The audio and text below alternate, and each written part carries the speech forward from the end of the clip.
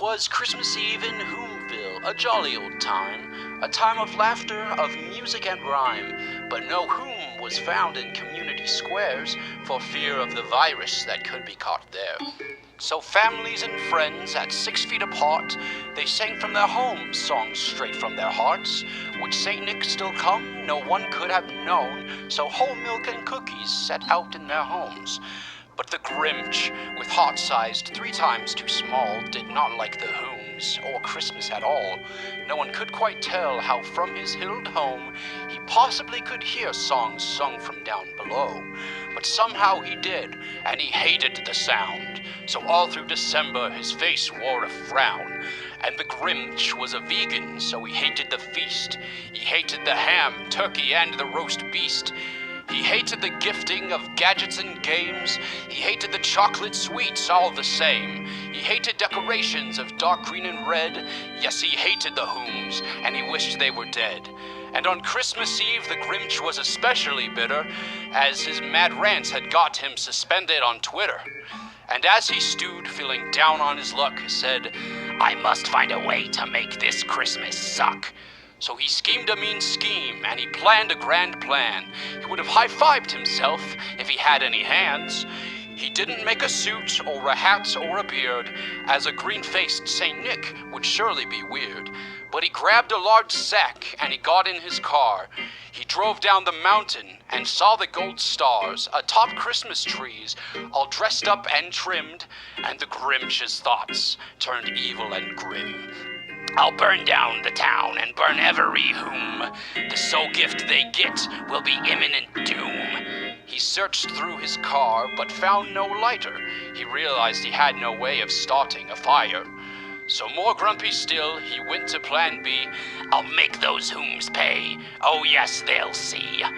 He reached in his car and he pulled out his sack. "I'll steal all their presents and not give them back." He went to the first house, but found it was locked.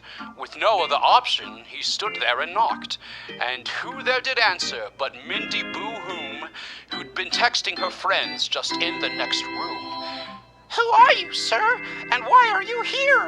And the Grimch's eyes now widened in fear. I'm your dad's friend. He told me to stop by." At this point, poor Mindy Whom started to cry. "My daddy's been gone for 2 months or more. I haven't seen him since he went to the store." Nowhere to backtrack, he just cooked his grouse. The Grimch said, "Sorry, must be the wrong house." Away he ran, embarrassed and mad. Things sure weren't going how he had planned. But the next house he was not denied, for the door opened up, so he crept inside. And up on his tiptoes the Grimch softly did sneak. Down through the hallway each room he did peek, till he got to the main room with Christmas tree lit. He saw all the presents that he hoped to fit in his sack, but alack, a light flickered on. The Grimch froze, fearing his good luck was gone. "Get out of our house!" a lady Whom wailed. So the Grimch took off running, his plan having failed. He ran to his car, not a moment to waste. He stepped on the gas and drove off in haste. He got to his cave, but soon was rewarded. The security cams had got him recorded. Later that night, his doorbell did buzz. He hoped for the best, but no, it was the fuzz. He matched the description, so they took him back. The irony rich, 'twas the Grimch that got sacked. The fuzz fit him in a cell all by himself, his fate to be chosen by jury of 12. A few days would pass, then he was arraigned. There before the Whom's the Grimch was defamed. To confess was best, the lawyer did feel, so the Grimch pled guilty to get a plea deal. The jury conspired, the Grimch was sure nervous. Then came the sentence, community service. Since the Grimch hadn't stolen any stockings or streamers, the court could only charge him a mere misdemeanor.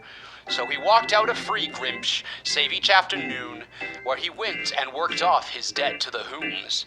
His punishment for behaving so rash was to walk by the road and pick up the trash. The kind of lame job meant for paupers and peasants, stowing trash in a sack that could have held presents. So the Grimch learned his lesson. No, wait, that's a lie. He really was just an awful sort of guy. And if you see him by the street, picking up cans, he'd probably flip you off. if he had any hands.